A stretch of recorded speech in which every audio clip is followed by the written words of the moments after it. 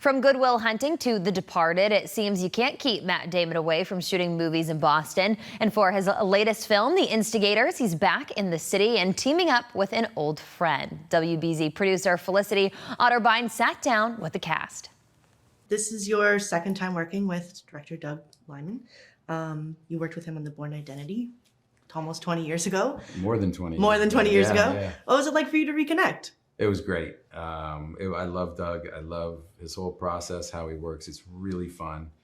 You know, and I really just believe in him too. Like we actually, Doug and I and actually Artist Equity, our company, were responsible for the overages on this movie.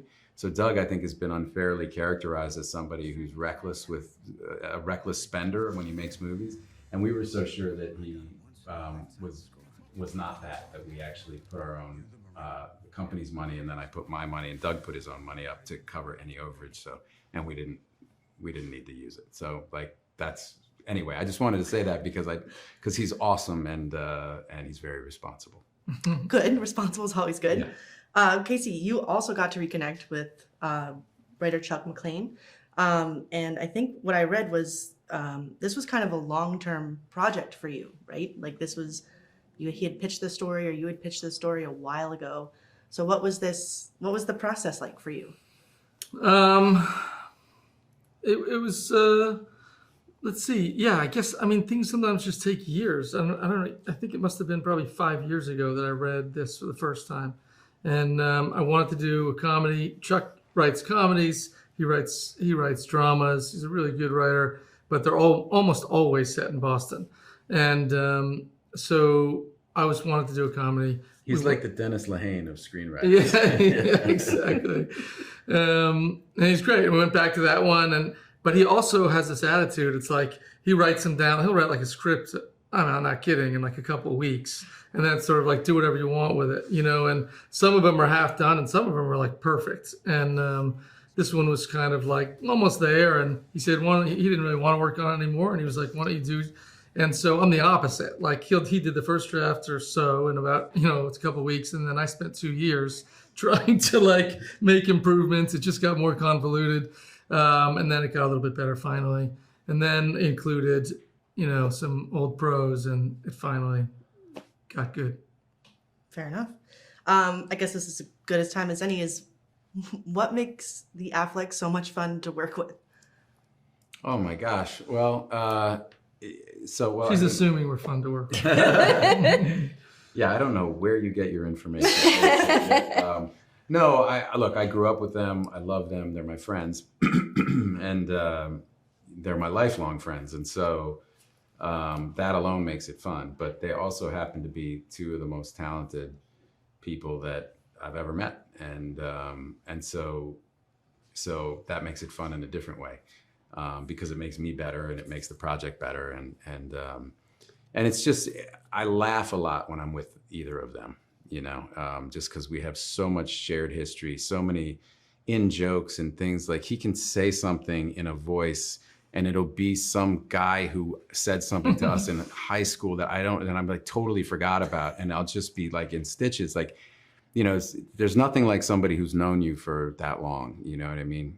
And we've been through a lot. Like we've, from growing up in the same neighborhood to struggling actors in LA and living in, a house together, and kids and marriage. Yeah, kids and married. I mean, not together. Not together. But all those stages of life and where you're bouncing ideas and looking for advice from each other and experiencing stuff together, and births and deaths and all of that. So it's just it makes it really easy to work with somebody because you're always drawing on that real stuff, and when there's a lot of it that you share, it just makes it a lot easier. Absolutely. And for you to work with them for the first time, and this is kind of their home turf, what was this experience like for you?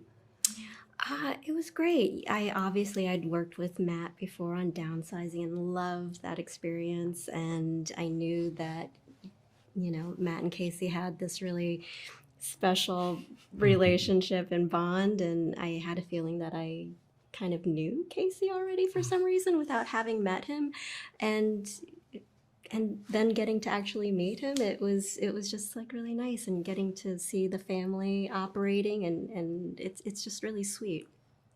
As much as they, By the way, Han came into a situation where Matt and Doug had worked together before. We knew each other really well. We all worked with the producers before. And instead of sort of seeming like a guest in someone else's house, she just like is appropriate for the character, just like planted a flag and was like, I'm in these scenes. I mean, I'm going to take charge here. Absolutely. Absolutely. Matt, you've commented before on the film industry and the money that comes in from it, and you've commented on the shift from the profits that come from DVDs, and now this is going to be released on streaming. How are you feeling about a stream release, and did your approach change at all? No, it's the same as, I mean, look, you make a film, it's going to go into theaters for a certain amount of time, and then it's going to go live on a platform somewhere. So we made it the exact same way, and this is going to get a limited theatrical release and then go live on Apple Plus. So no, it's the same. And Apple was an amazing partner. Like they gave us everything we needed to make the movie. They gave us great notes on the script. We didn't need any babysitting, and they didn't treat us like we needed babysitting, which is always really nice when everyone treats each other like adults in the partnership, and everyone does great work and it gets done. And so it was really a kind of a blissful experience. So I think the only other question I have is, do you still have your Dunkin suit? You know what? I don't. What? I don't. And had I known, it's in a museum. I know. I gave it back to our wardrobe supervisor who did that day, made those suits up, and then Dunkin turned out they sold them. They made 10,000 of them and sold them right out Immediately. Yeah, and then Brady called and asked for his. Called Ben and was like, "Do you still have mine? I'd love to put it up as because it'd be a great souvenir." Like, and so they found Tom's and they sent it to Tommy, so he's got his, I think, but I don't have mine. Tom Brady But if wins we again. bring the Dunkings back, they'll have to make me a new one. So.